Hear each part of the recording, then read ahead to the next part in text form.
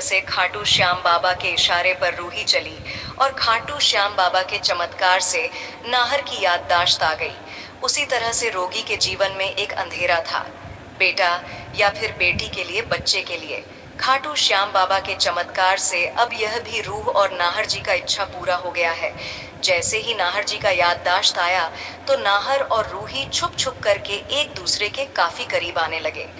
यहाँ तक कि उस दिन नाहर जी अग्नि के रूम में सो रहे थे।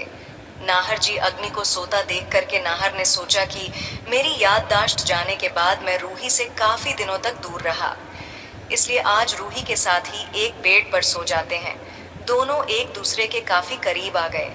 यह भी खाटू श्याम बाबा का ही इशारा था, क्योंकि खाटू श्याम बाबा भी रूही और नाहर जी को माता पिता बनाना चाहते हैं, क्योंकि उन दोनों को यही एक डर है कि अग्नि के पेट में हमारा बच्चा है, और इसी डर के वजह से वह दोनों याददाश्त आने के बावजूद भी, पति पत्नी होने के बावजूद भी अग्नि के वजह से एक दूसरे से दूर रहना पड़ता है। खाटू श्याम बाबा के कृपा से रूही माँ बन जाएगी। फिर अग्नि को समझ में आता है कि यह रूही और नाहर जी मुझे बेवकूफ बना करके दोनों इतना करीब आ गए।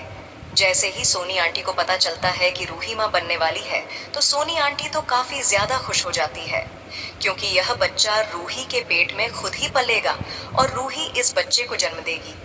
सब लोग यही चाहते थे। जब रूही और नाहर जी एक दूसरे के करीब आए तो नाहर जी ने कहा कि रूही, खाटू श्याम बाबा तो हमें सब कुछ दिए हैं, क्या तुम्हारे कोख से हमें एक बच्चा नहीं मिलेगा? और नाहर जी इस तरह से रूही को अच्छे डॉक्टर के पास लेकर के जाते हैं। वहां पर रूही का इलाज कराया जाता है। पता चलता है कि नाहर जी में ही दिक्कत है।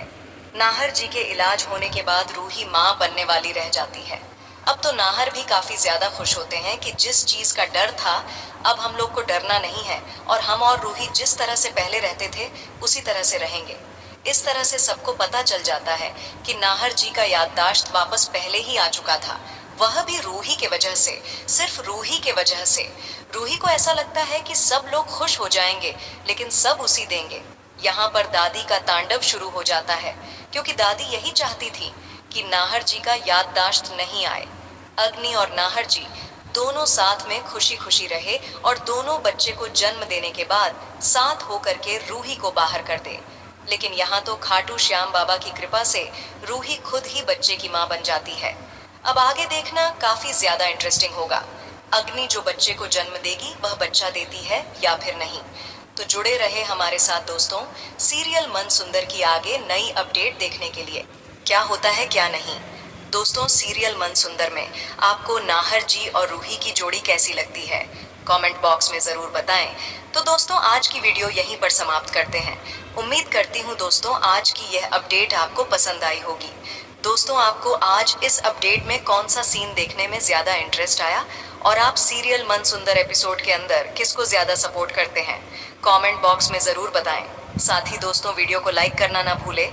ऐसी ही सीरियल मन सुंदर की नई नई अपडेट देखने के लिए आपके अपने यूट्यूब चैनल फ्यूचर टीवी को सब्सक्राइब जरूर कर लें, ताकि आने वाले मन सुंदर के नए एपिसोड की जानकारी आपको सबसे जल्द प्राप्त हो सके।